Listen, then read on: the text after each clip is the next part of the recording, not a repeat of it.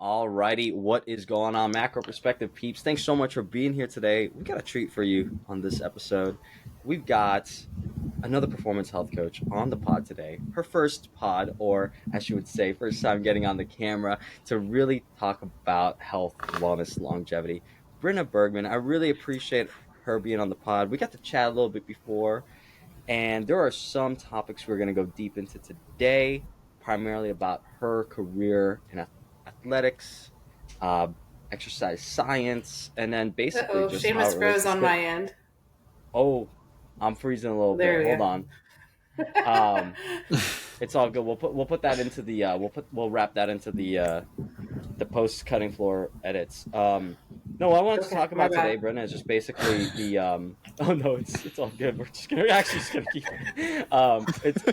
It's a thing. Post Um, production, Seamus is saying that we're not doing anything because we don't do anything post. we actually But yeah, don't. we're just to let you know, Brenda, if there is a lag sometimes, just kind of Just like sit with sit it. there awkwardly for like a Yeah. solid 5 or 10 seconds before you actually make a comment. It's podcasting in Riverside 101. So we're also doing that as a Okay. course today. I was Yeah, we're hanging doing on that to as his a every word, and I was like, "Wait, what? Where'd she what go?" happened? Well, I mean, we'll get into it right away. Just talking about health, longevity, and just bring up. I mean, we were having a great conversation before, just talking about your athletic career. Kind of, may just want to start there. Like, Britta, introduce yourself. Like, how did you get into performance? Performance and for health for yourself, and we'll kind of have a conversation about Cenegenics. Yeah, I'll let you introduce yourself. Okay. Well, where do we even start? So when I was a kid training, I went from just kind of dabbling in sports and being, into sports and athletic to training many hours a day, pretty much 6, 7 days a week, or like competing on the weekends. And I started to get injured quite often. And with those injuries, like I just had to learn more about my body and what my strengths were and what my weaknesses were, and had to like do physical therapy often, quite a bit. And that kind of piqued my interest into that area of, I guess, medicine, physical therapy. And I got, I guess the one of the physical therapists I talked to, I told him, I want to be like you when I grow up. How do I, get on this path? And he was like, you don't want to do that. You don't want to do this. There's no money in this. So, I was looking at other careers, other things that I could be good at as I grew up and continued competing. But training was always training, like practice and getting stronger, and the things that you need to adapt and to become a better athlete. That was really where my heart was, and not so much winning medals or titles or anything. So once I had to get a job of my own, start making money on my own. I fell into personal training, kind of fell in my lap working at a gym, and then kind of pursuing certification. And I was in college kind of wondering, do I really want to be an attorney? And one of my mentors at school was like, just get your, sports science degree and get out of here, like graduate and get out of here. And I did that, and I continued coaching and training. And, the rest is history. I was telling Seamus earlier that I worked for a healthcare system here in town, and our clientele as part of the healthcare system was mostly the doctors and nurses, people that lived around the facility and the community, and then the patients that were part of the healthcare system. And so I had a really strong kind of upbringing in training around post rehab, whether it be orthopedic rehab, people that had like spinal surgeries, bariatric rehab. People from the Arthritis Foundation were often referred to us. So it's kind of a broad group of people, age range, female, male, all different kinds of backgrounds. And then came Cenegenics.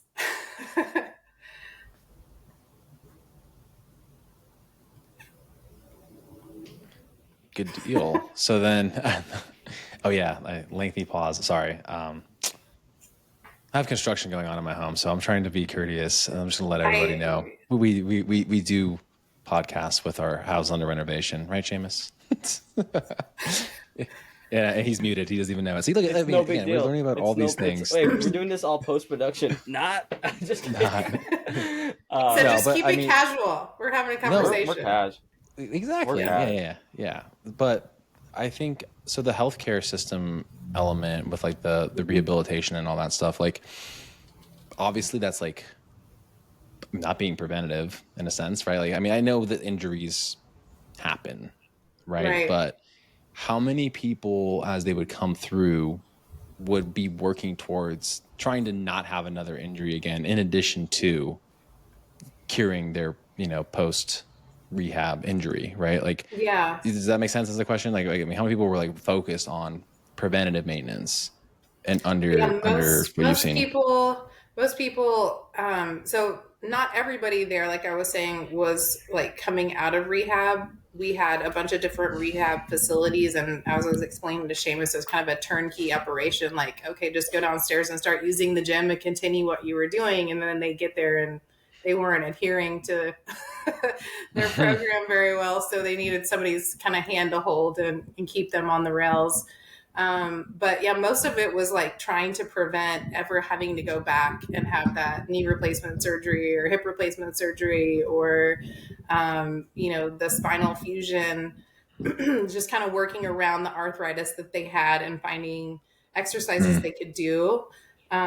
We had a wonderful facility, as I was also telling Seamus, and we had 2 pools. And so there was a lot of, clients that I got to take in the pool and not necessarily do swimming, even though that's what a background I come from, but like vertical exercise. So kind of displacing some of the weight on their joints, giving them some resistance exercises in the water that they could keep up with, like kind of strength and cardio at the same time, and then get in the gym on other days. Yeah. So you can actually show me how to use those water dumbbells appropriately? I can, yeah. There's a great company called Hydro Revolution that has some really cool products also. Okay. Well, I've seen, James, have you watched Receiver on Netflix? Or Brynna, have you watched Receiver? What is it called? Receiver. Because they did quarterback last year, and then this year they did receiver from the NFL. Receivers are a lot more broken than quarterbacks, mind you. Like everybody in the show that they followed, which were like top tier guys, were dealing with some sort of injury throughout the show or multiple ones. And then one of them for hamstring rehab for Justin Jefferson was running inside the pool and a lot of pool related exercises for that rehab. And even then, with like however much rehab he was getting, I feel like it took him 6 to 8 weeks to even get back. And then like as soon as he got back, got blasted and was out again with like a punctured lung practically, or some sort of like contusion injury. Yeah, it was crazy. Like a whole other injury. I remember this, Marcos. Yeah, that was a while back. That was like, it was like he just came back and it's like, oh yeah, he had the rib thing. I was like, oh, what the? Of course you remember it because you were playing fantasy football this year, dude. And you were getting your chops. But what made me really appreciate was like, again, like you don't really get to see these guys. Like you see the injury report, right? Like as you're playing fantasy football, and then to see some of those methodologies being used to like, again, whether it's like Graston, massaging, cupping, e-stim, needling, you name it. Like everything was being integrated into like just being able to go back and play a week later. And like you just said, like just removing loading on the spine and different things that they can do to keep themselves like ready to go with like training. Granted, these guys don't have arthritis yet. Probably will at some point or some sort. No, they're gonna feel it like sooner than later. Oh yeah, and I mean, but all of it was like really, I mean, a very interesting thing to watch again from that rehab kind of thing that you're mentioning. So I highly recommend that for people listening if you haven't watched it. And additionally, you guys should give it a watch, especially for like that thing, because you would be like, oh yeah, I remember using that like that kind of pool, and I think he was even doing like underwater treadmill too, to help like get yeah, we had a couple of those too. Yeah. That's so And for cool. me, it brings back instances with my great aunt who had polio her entire life, or she contracted it when Oh she was wow. like 3. So a lot of her rehab was actually in the pool, and she loved talking about that with me. And I still really remember that, but like I feel like I don't know anything about how to go about using that kind of from a physical therapy standpoint personally. But I always found it really cool that she felt like I feel so much better, and her body obviously just didn't function like ours, which we can easily take for granted. And talked about how good she would feel after that. And then, yeah, I mean, I'll have more stories to talk about her in the future, but that specific thing, I know that it can be like super impactful for somebody that's dealing with something, which then brings me to my question. And the shame is that you could take Mm-hmm. one. How much do you think working with people with arthritis was due to their nutrition and the foods that they were consuming, and maybe not necessarily something else that was going on from a physical limitation standpoint, or do they also need nutritional rehab? Is, I guess, a better question. Do you even know? Did you even ask those questions? Did you even care at the time? Did I? Yeah, you. We had registered dietitians that we worked alongside, and so Okay. if we were under very specific instructions to not give any nutrition or supplement advice, and to Mm, direct them to the dietitian, and they were just like, why can't we just why couldn't we just talk about it with you? But yeah, it was like very much like keep it in your scope of fitness, makes pretty sense. much only. And yeah, it was hard because you'd want to hold their hand. You really need to like speak to someone about this, but it was like another hour, another appointment in their day that they would have to spend. Mm, Now, it's not that much later, into the future from that period of time that I worked there, but like there's so many remote options now that there's really no excuse for anyone to go without really solid nutritional advice. okay. Yeah. Scope Yeah. scope issues versus now your Yeah, scope includes Well, because that. you were like in a healthcare facility that's like right. these are Yeah, your designated things, and if very you much. pull out of that, Yeah. it's I like mean, we were like handcuffed, like you will not. yeah, But yeah, Do you I, think I it mean, a lot of with it, obviously, we know a lot inflammation um, can be contributed to by the foods that we eat. And so if you're eating a bunch of junk food, like the likelihood of your arthritis getting better is going to be slim. yeah. Um, mm, so are we all in agreement that, I mean, shouldn't nutrition and exercise kind of be under the same umbrella? Like, isn't that kind of, I know there's two separate scopes. Marcos, I tell this every time. I got a degree in exercise science. It only covers 5% of what we know of human potential in terms of like everything else we're supposed to be doing. So it's like we're majoring in the minors here, and it's like Oh we're yeah. arguing about exercises, and you're realizing like at the end of the day, it's like yeah, you can argue about which exercise is the best for leg day, but that fool's still eating whatever he wants. And yeah, then, so then we talk about nutrition, right, Marcos? But we just did a board exam. Well, what's above nutrition? Behavior. And then the person's beliefs, the character. So it's like attacking the whole system, right? The whole human is yeah. that's the hard Yeah. part. The psychological components as it relates to feeling well is a very interesting thing, because go to an athlete and they'll say maybe 2 out of 10 on the pain, and it's a 10 out of 10 for somebody else. And athlete has multiple bulging discs where someone else like tweaked their back doing something, and there's so much subjectivity with it. But Very much, yeah. it's yeah, it's interesting. I get it. I get it from like a governing body standpoint. I get it. That's like the system that we're working with, which is broken in my eyes, because getting in to even see a It's GP. in flux. It's so much in flux. Yeah.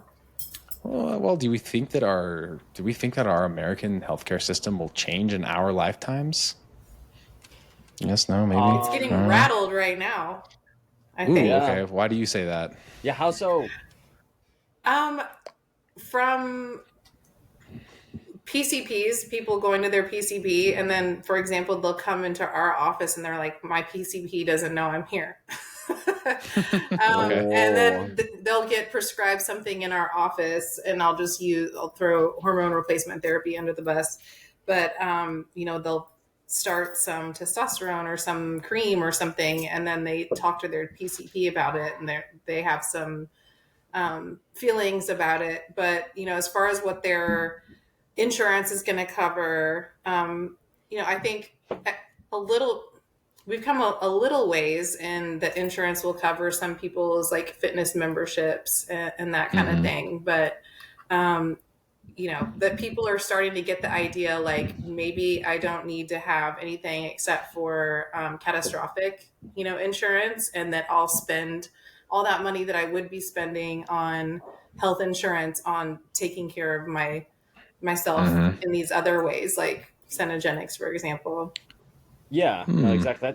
That's a good point. No, this is a good point because like there's something called like TrueMed.com, which is like something that like Casey Means that I kind of heard about from Casey Means, where your insurance, your HSA account, whatever, right, can then take care of your health needs, such as like a gym membership or like a nutrition something.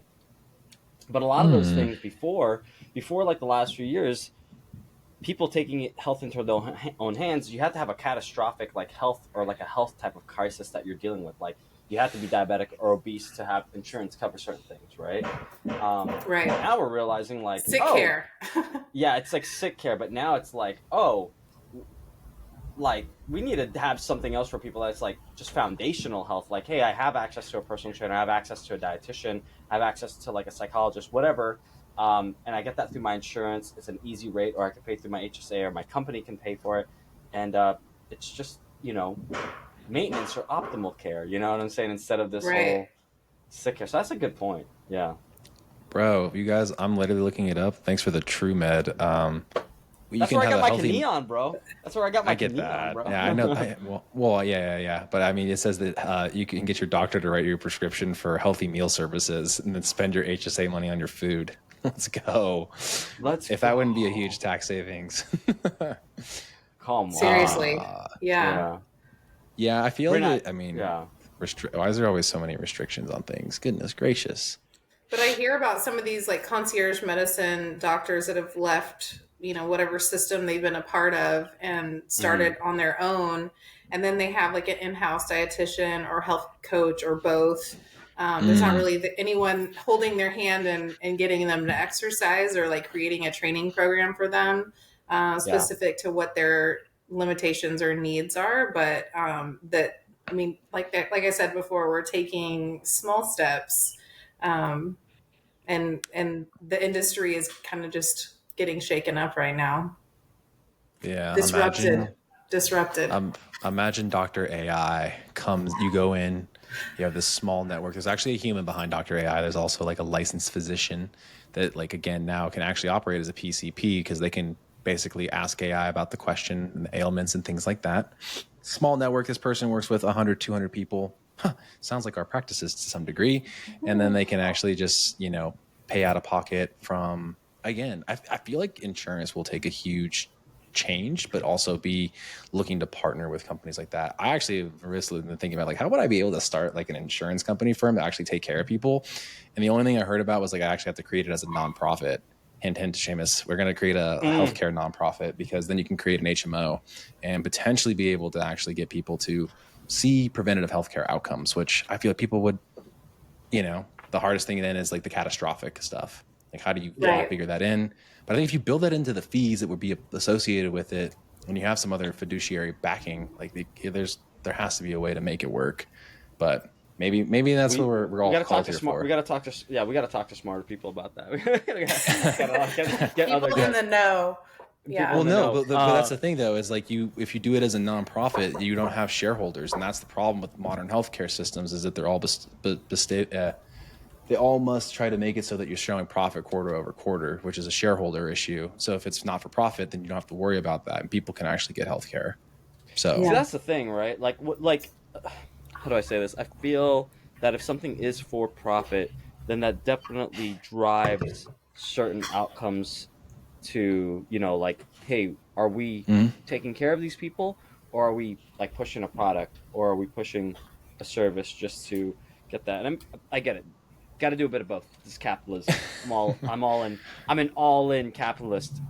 All I'm saying is like, where do we muddy the waters and lose sight of the goal where it's supposed to be patient focused, not Mm-hmm. profit focused, you know? Definitely. I don't know. I mean, I feel like we've been doing things along those lines for 25 plus years. How many years is it now? We were 97? 27. 27? 27. Yeah. Actually, it's funny because Bonnie was telling me today, she's like, I remember before we even had our first DEXA scan machine, we were using these different things of testing body fat percentage. I was like, dope. Wow. She's like, I was like, I was like, how does it, I wanted to be like, how does it make you feel that I was 4 years old at that time? James is 3, right? But it's cool in the sense of like, again, kind of all the people that are in the forefront of trying to create this change in the way in the landscape that you kind of get care provided.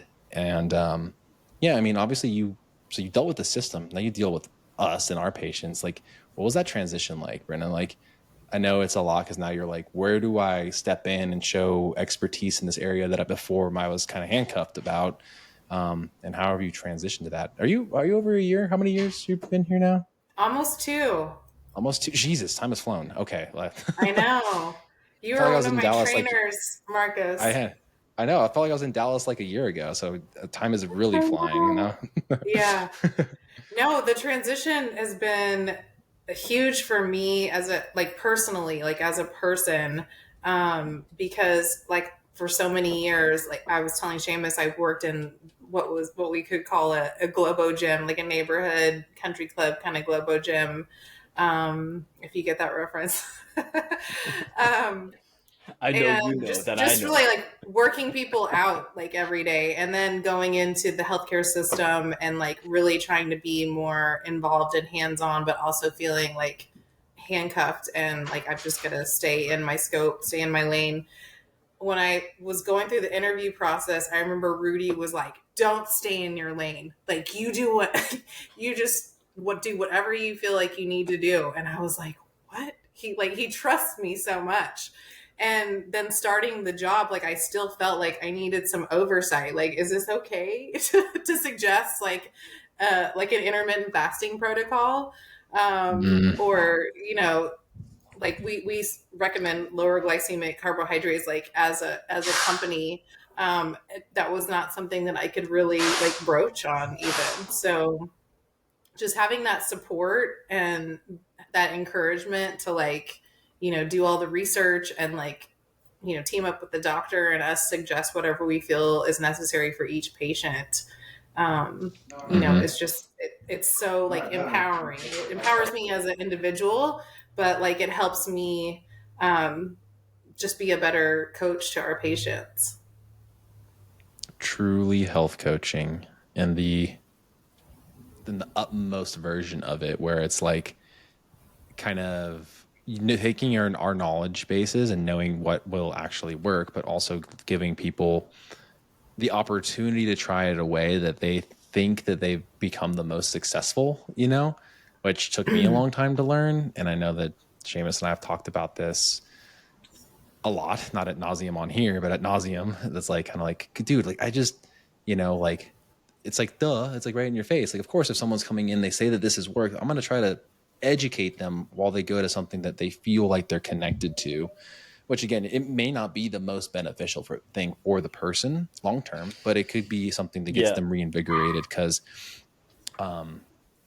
James, would you agree that like you've tracked That's macros what I for a was long thinking about time, today. right? Like, yeah, it was something like, for example, talk about Brynna just kind of like talked about intermittent fasting, and then you were talking about like Yeah. someone would find success. I have this patient who found major success with intermittent fasting, but the problem was that success was only short lived, and I call that like a false victory, because it's like we all know that America doesn't really have like a weight loss issue. If we're just going to talk about weight loss, I know at Cenegenics we do a lot more than just weight loss, but like from a foundational standpoint, the biggest thing that we're dealing with as a country is our weight. Weight loss is not really a problem in America. It's the weight maintenance. So this Mm-hmm. person was killing it with fasting, killing it with the protocol, and I was like, okay, great, but you're coming here again, and you've gained 60 pounds. there's something off. There's a misalignment, right? So I had to approach it in a way that was like, all right, we're going to take some of the things that you've been doing that you found success in, because I want you to feel confident and you to go to something that you know and create some small wins. But I also kind of have to wrap it. It's kind of like this thing where, when you give a dog a treat and like some ham, you put the pill in the ham and then give it to the dog. Only for them to So spit the pill out because they know I know better. exactly. Like, how'd you do that, you smart dog?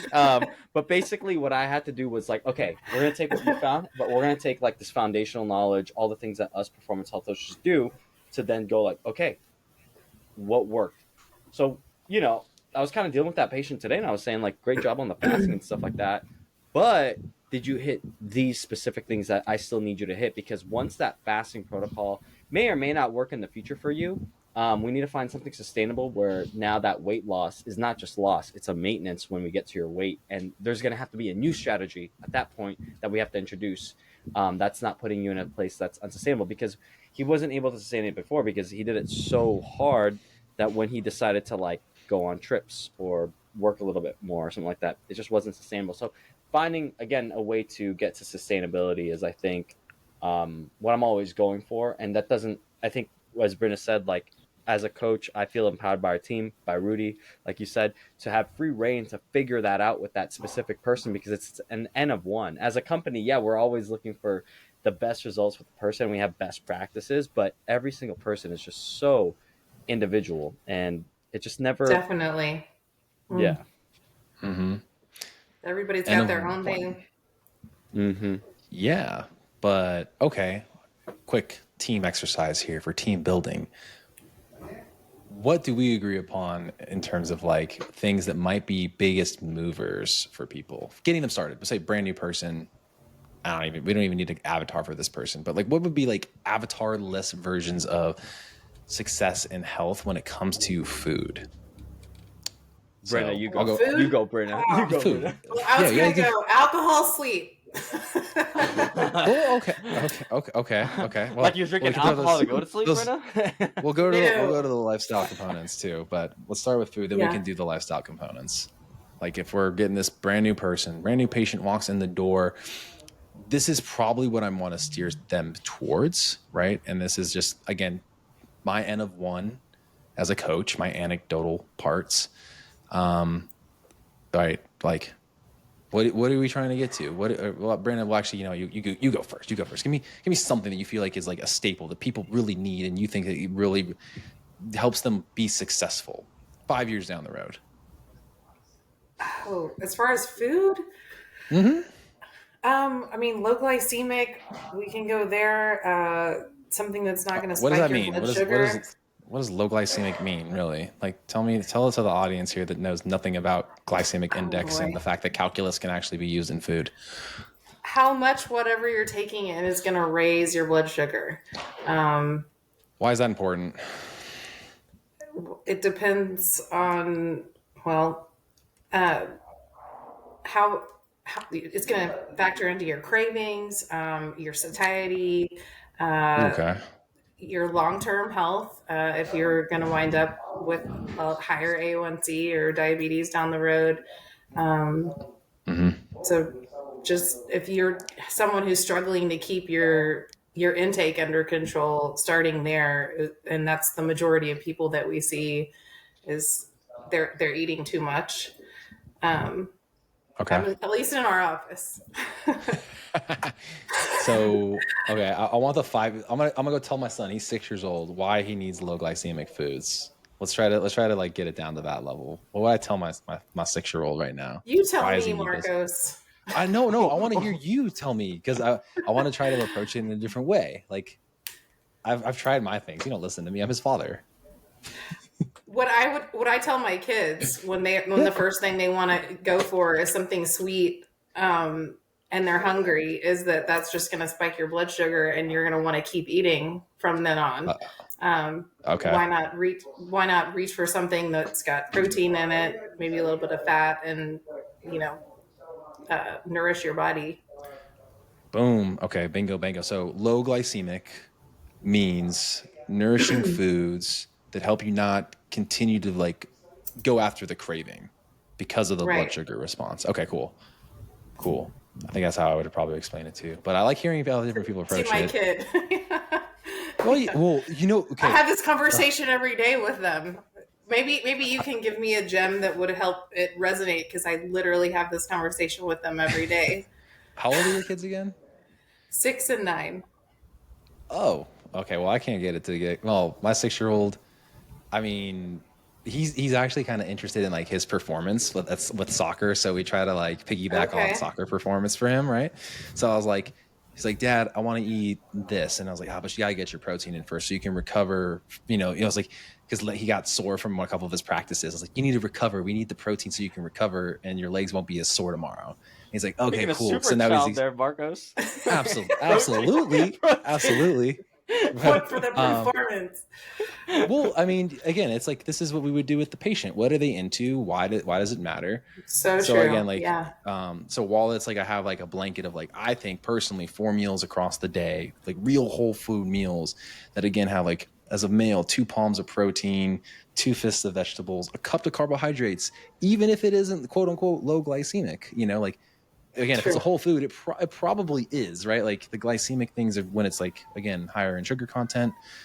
So again, like fruit and veggie, boom, boom, boom. I stack a plate like that. Like I know if people do that, like knowing after having constructed so many plates, like actually tracking it for 10 years, like chances are it's going to be like 600 to 800 calories. And at least then I could be like, just take 1 meal out or, reduce your carb serving, So I feel like really strongly about that. And I'll probably just give all credit where credit is due to Mike Dolce. Like I know I've stumbled upon this for myself, but then I listened to how he actually articulated that. And I was like, I'm in 100% agreement with like the Dolce diet in that sense. Whole foods, minimize, again, even using protein shakes to hit your protein goal. So true. And this is even what me and my doctor were talking about today. And it's like, he's like, yeah, I told him 3 square meals. He's like, I feel like if all of our patients eat 3 square meals, build it like that, he'll do just fine. I was like, yeah, but what if they get peckish? What if they want the snack? That 4th meal, that Taco Bell 4th meal, you know what I mean? That was like 10 years ago, bro. Holy snaps. Yo, call back. Remember, but Taco Bell was like trying to sell people eating a meal at 10 p.m., dude. The only time I ate Taco Bell at 10 p.m. was going to Washington, D.C. and nothing else was open. So, dude. No, I mean, you make a really good point. I actually was talking about this with one of my clients actually outside of here, and she like highlighted the fact that I was like, hey, let's have single ingredient foods. And she was like, yo, what? I have like protein bars because it's like snacks when I have to have like snacks. She's like, just like a newborn. And she's like, I just need like quick snacks. I'm like, yeah, that's great. That's great for the snacks. If you could just keep that there, that's cool.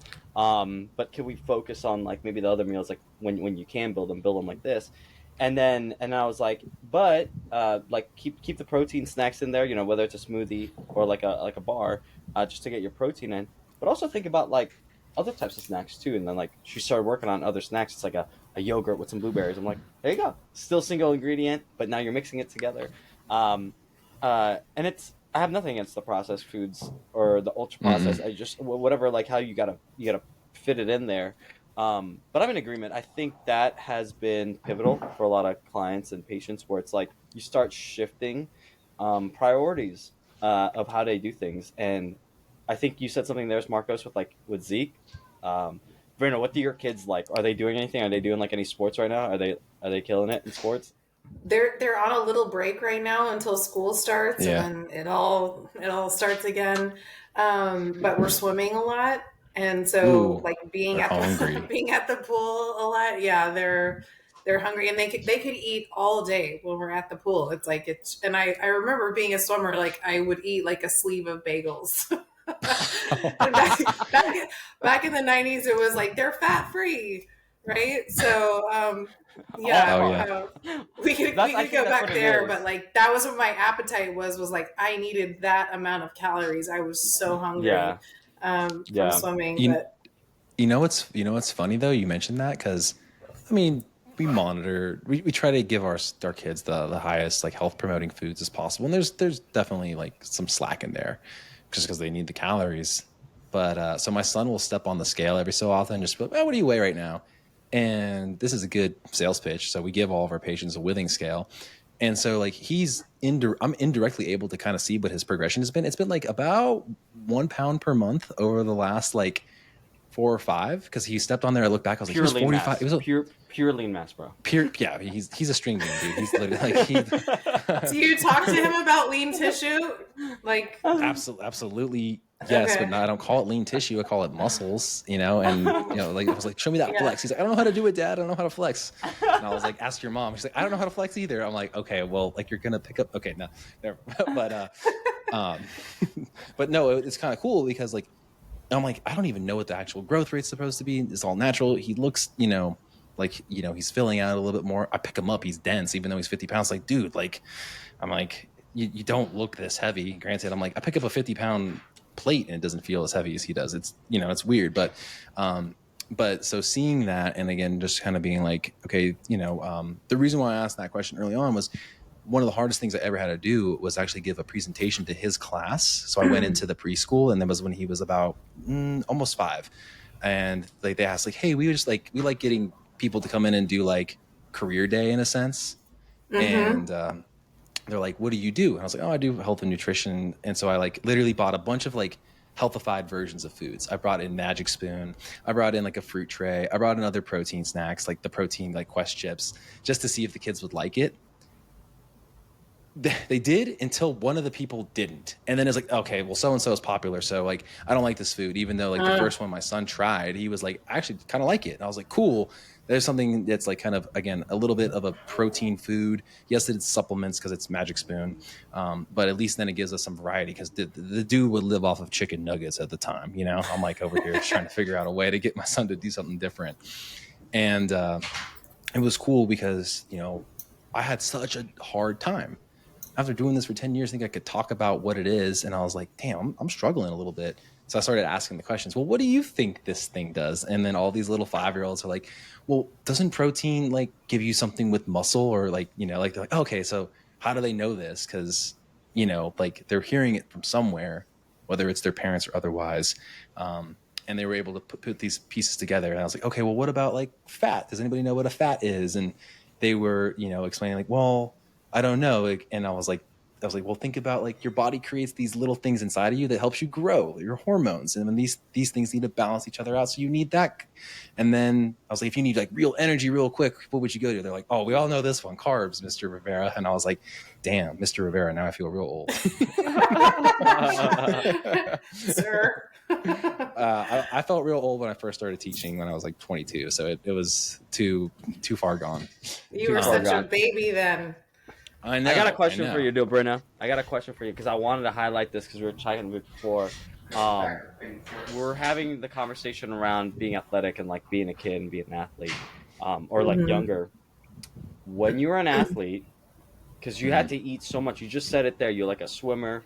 I know you had other sports too, guys. She was a pentathlete, a beast. All right, I was here. I specialized in one sport. I didn't try anything else. I think they say that you shouldn't specialize your kids. I was over here like, no, let me just specialize in one thing. But can you tell us about like, because we're talking about Cenegenics here, kind of like performance and health ailments and just kind of catastrophic things or whatever, or optimization. Can you tell us about the time that like you had challenges with your health when you were an athlete, especially training all the time? I know that female athletes have a lot of a different relationship with that, especially when it comes to like energy management, nutrition, and stuff like that. Would you mind just kind of like covering a little bit of that? I was telling Seamus earlier that I could have been like the poster child for the female athlete triad.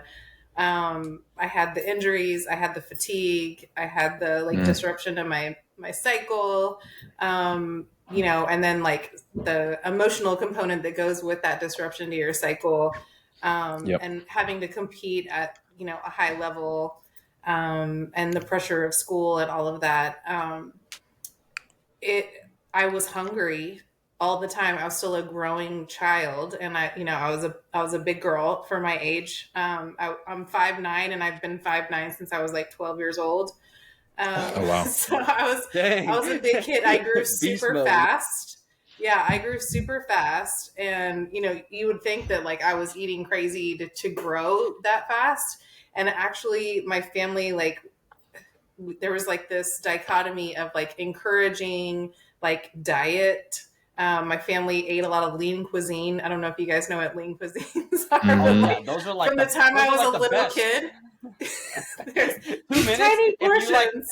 yeah, if you had only like 2 minutes, and like my mom was busy, she's like, "Yo, just pop that in the like, But 2 what was the minutes." other alternative to lean cuisine? What was the main cuisine frozen? It was just like a frozen dinner. There was another brand. There were Healthy Choices, I think, came out like in the 90s. That one? Those were No. I'm talking like the full fledged, like all the fat, not the health conscious one that lean oh, cuisine was. I can't remember like as a Hungry kid. Man. Hungry It was Man. Hungry Man. Yeah. That thing is still around. That thing is still around. Yeah, they're all still around. Yeah, but like my parents were like always like very diet conscious and like would go on and off these things where they'd like eat lean cuisine, and I grew up like, oh, I'm hungry for that lean cuisine over there. And then the other side of that is my dad's a fantastic cook and loves to cook and like, takes pleasure in feeding people as like a lot of moms and dads do. I wouldn't know about that. I'm being sarcastic. Marcos is a chef. I know. He has a Michelin star. I have a but Michelin yeah, star. like he had a grill in the back, he had a smoker in the backyard. Like he was just always like, making steaks and filet mignon and like roasted chicken, like whole chickens. And Yeah, I'm getting hungry. for a lot of people that sounds like amazing, but like there were times where I felt overfed. And when my dad would accompany me to tournaments out of town, like he'd map out where we were going to eat at these different, like this one Italian restaurant. And like, by the Brynna, time can I hang out with your dad? Can I hang with your dad? he wants you to feel he good. Mapped out. Yeah. He mapped out. Like, so like whenever you had your swim meets, you're like, let's say it's 4 hours Legit. away. Every hour, he knew where to stop. Yes. So I'd get to my tournament and I'd feel like I gained like 5 pounds, and like barely be able to like zip up my jeans. Like I can't eat another thing. So there was that like kind of dichotomy, like I said, between like portion controlled and like carb conscious and that kind of thing, and then like this is how our family rolls. This is what we eat. This is what you do to feel like, you're taking part in our family dynamic. So come to me being 12 and one of my coaches sitting down and being like, you could honestly make the Olympic team. Like it's in you. I need you to like focus and like train for this, but you need to lose weight. And being 12 and being told I needed to lose weight. Oh, damn. Dang. So I was talking to someone earlier today about how when you're a kid and like you see and hear things for the first time, like there's no unhearing or unseeing that. And that just put this thing in my head of like, I need to be skinny, like I need to lose weight. And at the same time, I'm training to be one of the sports is running. Like I'm getting knee injuries from all the running and the fencing, and I can't. They keep telling me like I need to lose weight to be faster. I need to lose weight to not get injured, and I just felt like I was this broken person, trying to eat less, not feeling energized, feeling tired, feeling kind of sad, feeling like I'm an overweight person and I'm an athlete. Like I wasn't overweight. Yeah. And Yes. I feel sad for that girl back then. And I want my kids to have a healthy relationship with food, and I want all females, but like especially young females, to have a healthy relationship with food and training. And I tell my kids, fat is a noun, as in like fat in food, and not like fat as in a way to describe a person. And so like those are conversations that we have about like getting fat or being fat or a fat person. I appreciate that, because I can appreciate the vulnerability there. I appreciate that, because it's like I resonate with that a lot, because like my mom, there was like diet cultures. My mom would buy certain things, the lean cuisine thing. She's always, I remember like 2008, I think there was this like lemon water honey cayenne pepper thing, drink a gallon of it per day I remember thing. that. The master, it's the thing master cleanse. Master yeah, cleanse. that thing came back. That thing came back. She was doing all those things, and I watch her, and then going into a sport like in middle school, like wrestling, combat sports, and being told, you're a young, growing male or female, but to be told, hey, lose weight, and not eating for performance or outcome or anything, but it's just like derived. Like we have this obsession with like weight, and it's like I agree with you on the whole knee thing. Like I felt my knees when I was like 12 years old. Like how am I feeling my knees like this? I'm only 12. Like what is Right. going on? Yeah. And it comes back to that question Marcos asked, like what is the nutrition intervention for like this inflammation or this arthritis? And I feel that we're at the point where there's so much knowledge now. We talked about infobesity last week in one of our podcast episodes, but it's like Mm. we're at the point where knowledge needs to be not only empowering to the person, but also the community as well. Like the reason that happened to you, Brynna, like was the fact that like you had people around you saying things that were false beliefs about who you had to be. And Yeah. I just feel that like we need more people in the community to teach our kids in the community to be like, hey, this is how we do, just foundational nutrition. Or hey, if Yeah. you're an athlete like this, like I wish there was more of that, because I feel that I went into this field to kind of, like you said, like you were talking about, like I feel sorry for that little girl. Like I feel like I went into this field to like heal that boy that was growing up like, yo, Seamus, you're not supposed to do it like that. To like, help Right. that person out. Share the knowledge. Yeah. Yeah, yeah, yeah. Um, What a wild one.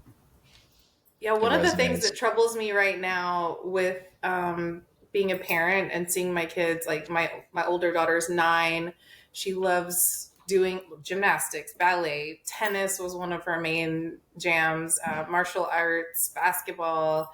Um, some of these kids being forced into one sport and like being on different teams in one season and training so hard at that one thing, and it's like they're losing the ability to have fun with sports and the team building that comes with participating in different sports and Mhm. teams.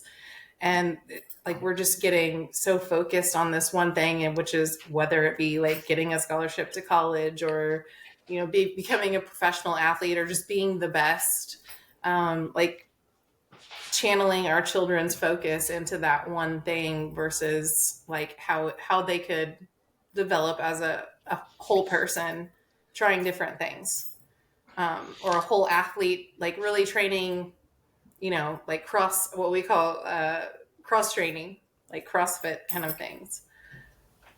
Yeah, I I don't wrestle know. with that. We just signed up Zeke for a full year of, club soccer. So that obviously has certain things that become potential limiters in the sense that this is a year-long commitment, and it does create some specialization in a sense.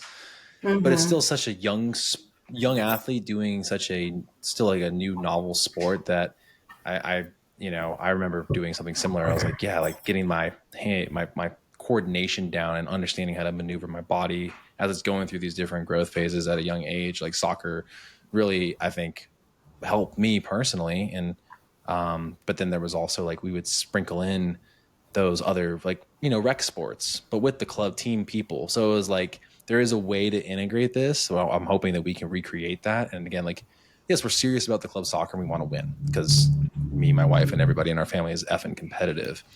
But also we're gonna go do the rec sports stuff because it's fun to like kind of suck and be a newbie and like go against people that are maybe like again that do have, like you just said, they are doing club basketball.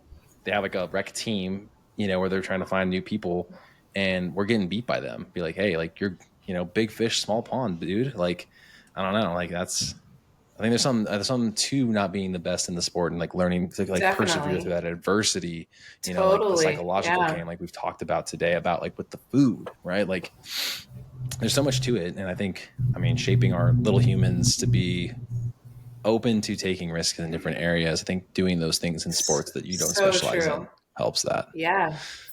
Yeah.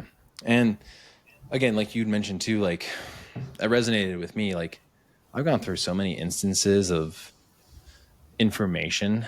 Obviously, Seamus and I being millennials and really being able to access the internet like no other generation was really able to do. Like we had to learn how to again, disseminate information at a very high level and understand what things to apply before there was fact checking. Like, how do you know? It's like, well, we would quote unquote do some research and probably look at multiple Google top hits and try to figure out what they're all saying commonly. It doesn't take somebody with a master's degree to figure that out. But if chances are, if you see it in multiple places, it's probably right, and you could probably kind of trust it a little bit. Obviously, as politics are going on right now, right? Fact check whole other podcast, Marcos. I know. Yo, is that a deep fake, Marcos? Yeah, this is all AI generated. No, I'm just kidding. But the the understanding and applying that information as a kid, again, like I've completely like spaced that there was a phase where for me there was like, I wouldn't say full on anorexia, but there was definitely like an anorexic stint because of a girl that I was with, and I was not informed. I thought that was the only way for me to like lose weight was like to have almost like an eating disorder for a while. And I definitely know it wasn't healthy, but I do remember doing it. And then it was the first time in my life I had like shredded abs, which was also not a good thing for a young, like 13-year-old boy to have. It's like a weird thing, Marcos, because it's like, dang, I do look good. Dang, I'm getting all this attention. But to what cost, bro? Right. Well, that's me right now. That's literally me right now. And I'm always hungry. I'm always could eat more food than necessary. But like, that's why I finally took Pete's recommendation. We gotta get Pete on here too. And actually I'm going to read the Comfort Crisis and like, like be able to like understand like, okay, I really want this thing. And more often now after like going through the phase of like loss of like losing weight and overshooting the target, like I got to like into the mid 190s and I'm like, all right, cool. I've overshot the goal, but let's see how far I can take it. And then finally, you have to stop fuck around and find out, Marcos. I did. I got the comment of like, nah, she's like, I need my man to be like a man. I was like, oh, great. So I'm not a man now, babe. Thank you. Appreciate that. You're a machine. Yes. I'm not. I assure you that like, as much as everybody else that comes in through the doors, I look for a very similar experience. I'm a foodie. Like, again, like you made the chef comment, I want to be that person. Like, I want to create delicious foods for the whole family to experience. And like, that's our love language.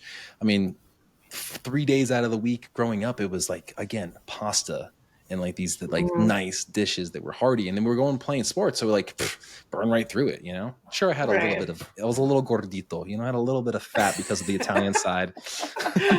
But I loved it. And I looked back and I was like, okay, like there's certain things, there's certain things about those moments, as my dad hears me in the background.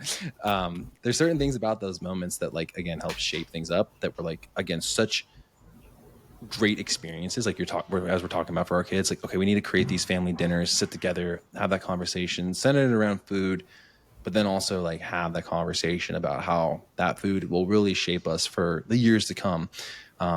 And I think the real cool thing about like, Marcos, as we're getting further, I hit it. The thing that we're providing for people as we're getting further into the weeds with like genomics testing and genetics testing is, there's certain propensities or certain like, again, we're still, Seamus, I know we all are going to still learn about this stuff, like the sequencing and how like it could, it's really, I mean, it's cool. In the next few weeks, bro. I know, right? Like, yeah, you have these two things. You probably need more of this, or, there's just, again, disseminating so much information. Calibration. Yeah. Like, but it all still boils down to like, again, these core foundational things. Like, how are you going to make those tweaks on that microscopic level if you're not even eating what Seamus said earlier, like single item food ingredients, like, you know what I mean? 3 square meals a day. Yeah. The basics. Sometimes you got to see like the perception, the filter perception of like this is where you're at. This is the potential and the capacity we have. Sometimes showing them to that with like a genetics test and be like, oh, okay, this is the capacity that I have. And for people that we're working with, especially at Cenegenics, you come into those doors, you're likely like a high performer, leader, entrepreneur, executive type. So you're like, we get serious with you. I mean, as a health coach, like I said, like, I'm talking about fitness and nutrition, but I have real conversations with some of these folks. I'm like, look, you're the top dog in your field. You want to just be like mid, or not even mid, but like in a crisis with your health. And like that really like resonates with a lot of these like type A folks, and they're like, oh yeah, I gotta turn it up. Talking about turning it up and turning up like turning it up in the lifestyle. Brynna, how do you live like a Cenegenics lifestyle nowadays? What's the regimen like nowadays for you? The protocol. Um, Yes. a lot of what we practice or what we preach to our clients is what is definitely, a page out of my book at home. I try not to eat past 8 o'clock. I try to get a full 8 hour sleep, which is, at least 8 hour sleep, which is sometimes difficult with my work schedule and parenting schedule. I delay my first meal until, later in the morning or early afternoon. And then it's 3 solid whole food meals with like heavy doses of protein and at least one green vegetable at every meal. Mm-hmm. Just kind of vegetables aplenty at my house. I love it. Are you doing fasting protocol a Mm-hmm. little bit? You're doing a little bit of a fasting protocol? I guess so. Like 16/8 is kind of like the standard. Dr. Cassindi tells a lot of patients that are struggling, 16/8. So it's worked well for me. It's something that I had to adapt to when I used to be at the gym at like 4:30 or 5 in the morning. Like by 8 o'clock or 9, I'm starving, Starving, yeah. So you've got to dial it into each individual person, but it's something Yeah. that I've adapted to over time, and kind of my Yeah. blood sugar being kind of on the low end during that fasting period. Like I just have to listen to my body kind of on a daily basis. Yeah, and eat appropriately. And then obviously Yeah. like what with women it's a different story and like at different stages in their life. How you approaching like your training in terms of like resistance training? Like how are you looking at that nowadays? That's my favorite question. So I'm taking notes. Everyone better be taking notes because this is the sauce right here. I didn't get Brynna on the pod just to talk about Cenegenics. I actually just wanted to know what kind of training she's on. yeah. So I've been a big fan of Squattober. Have you guys heard of Squattober? Oh Of snap! So sore neck course. squats over, dead tempered, all that. Yeah, and Dead Simber. So one of my friends turned me on to that a few years ago, and like that just like lit a switch on in me. And so Squattober, I train hard. December, I train hard. I kind of turn November into like Rowember, so lots of back exercises. And then after the head of the Charles challenge, like adding in some actual So like rowing so like there. October, Q4 is like you're on, like you're just like squatting all the time, I'm you're hitting rows on. all the time, and then you're Yeah, dead. I'm like, dang, bro, you're packing yeah. it in on the last 3 months of the year. Yeah, so this is just me personally. This isn't something that like I prescribe to people, but like eating more calories, just eating like more food Yeah. during that time, training really hard, my body weight goes up a little bit, and then by the time like April, May Mm. rolls around, I just start eating a little less and like, you know, Lock in. get a little bit Lock Tight, in. get a little tighten shredded. up. Yeah. Yeah, a little shreddy for And it's summer, kind summer of shred.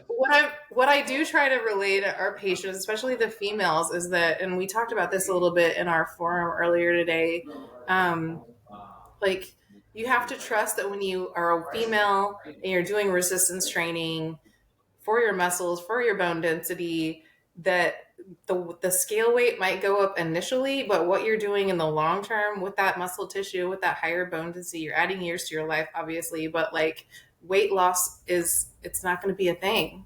Mm. You get your Mm-hmm. nutrition dialed in and you've got your lean tissue up, like you're going to be a furnace.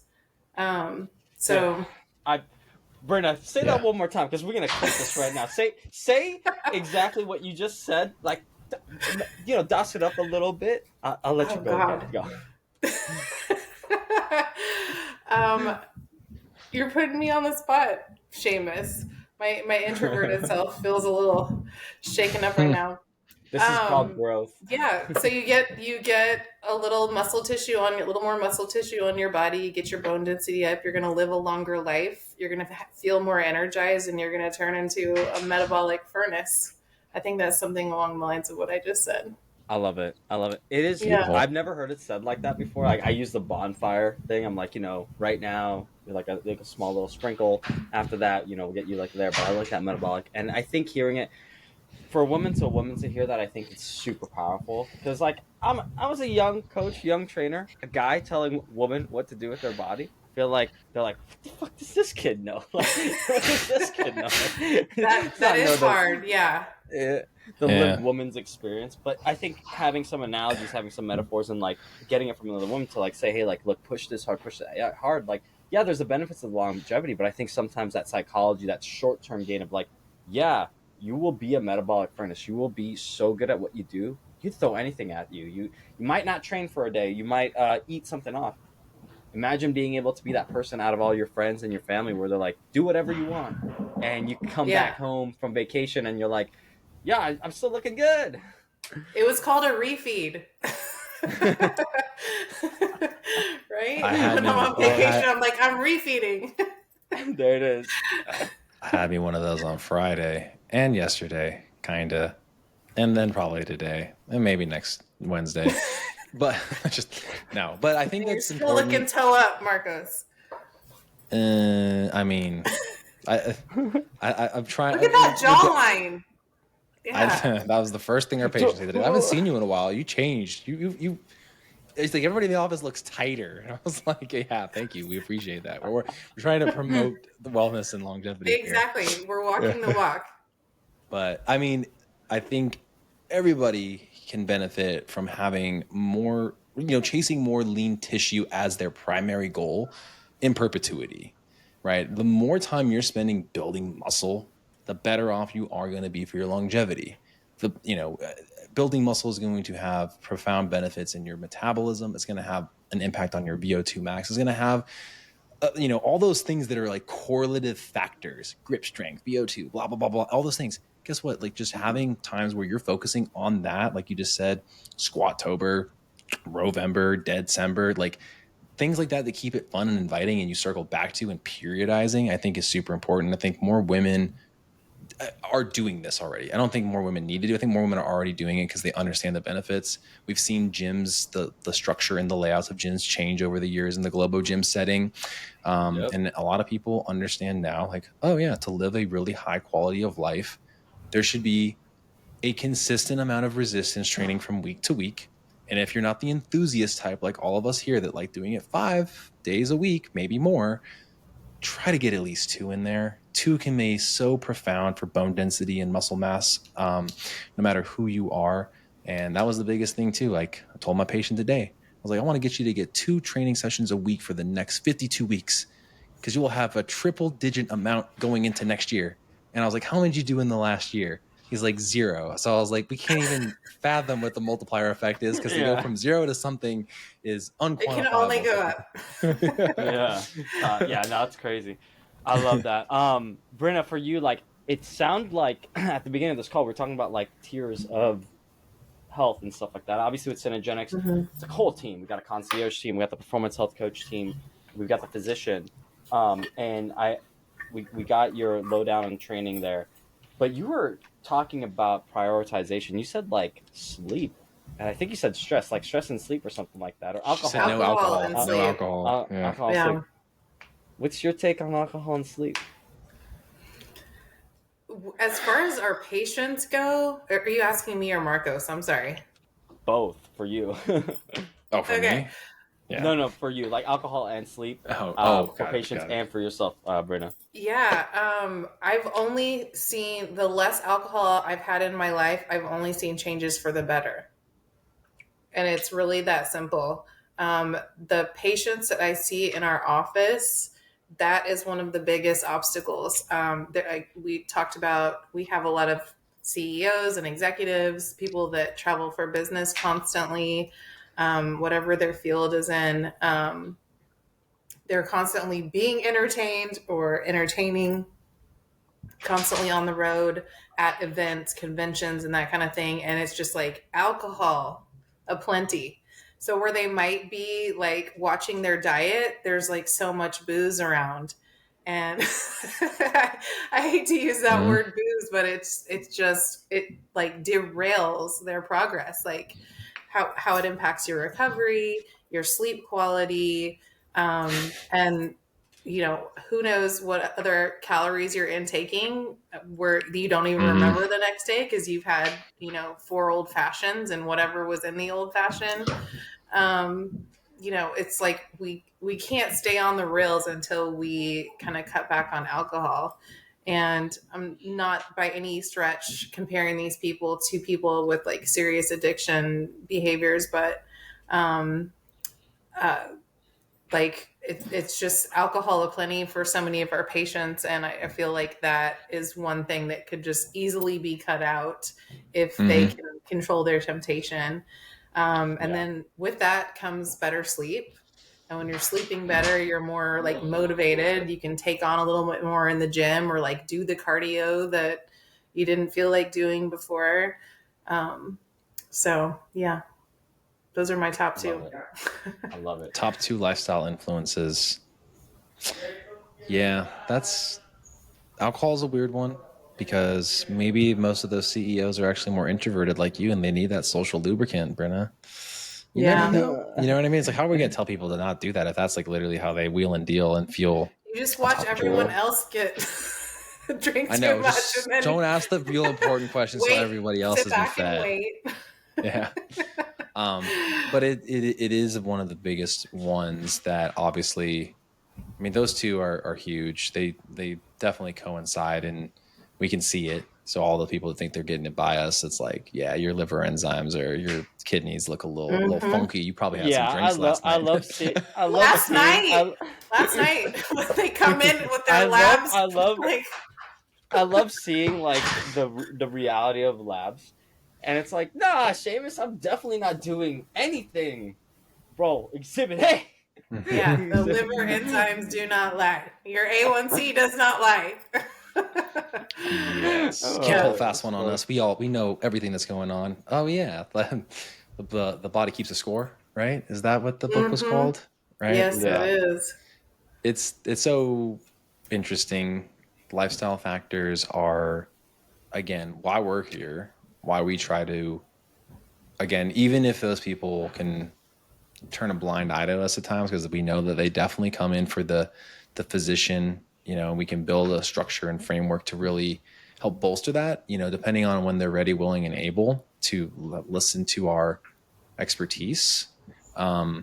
It's super interesting. And that's where I think always meeting people where they're at, where they're willing to start with, trying to like come to a creative solution and ask these motivational interviewing questions. Seamus, it pains me to say it. That's what I've been focused on for the last year and a half now.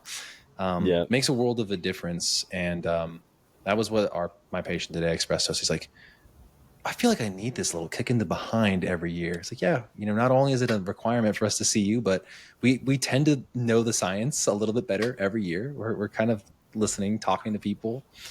And he's like, I really appreciate you guys. This guy, like, I don't know if he, like, it almost feels like disingenuous, but that's literally his personality type.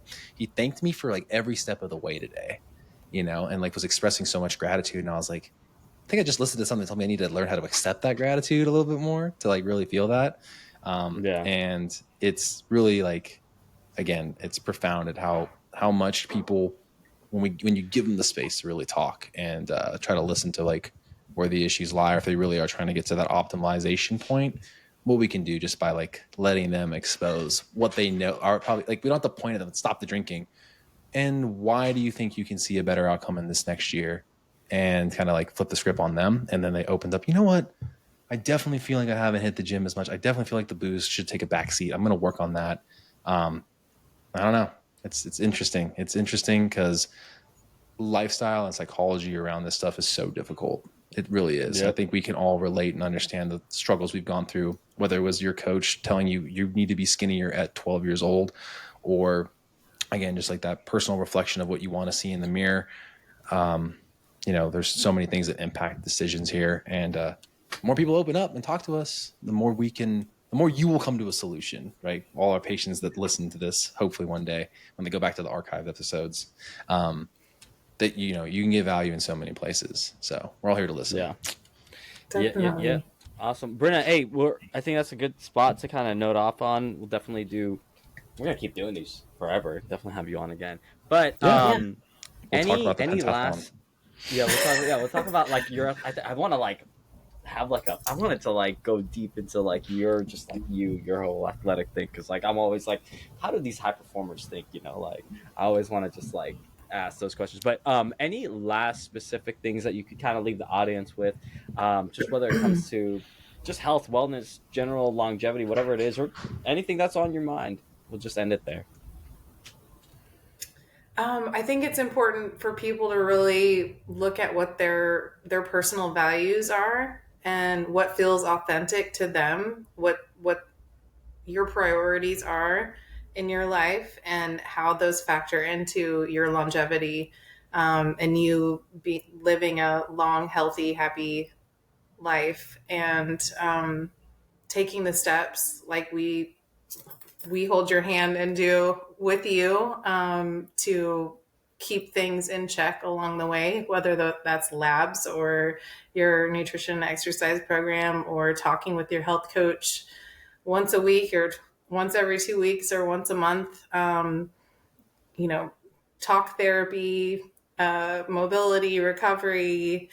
Um, I mean, it's really not that complicated. It sounds like a long list of things, but it's quite simple.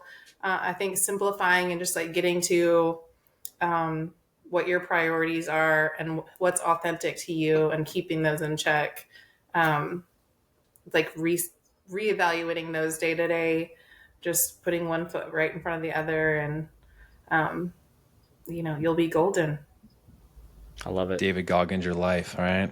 You know, every morning Stay we high. wake up and every morning we wake up and have that motivation get thrust upon you. I mean, but you're so right. Like, give yourself Reevaluate. time, reevaluate, give it enough time so you can actually make that kind of decision appropriately. Like you just said, different time intervals are different strokes for different folks. I think that's also another thing that's super important. Yeah. Yeah, Brynna, thank you so much for being here today. And, I know, like Seamus said, we really wanted to get into that other thing.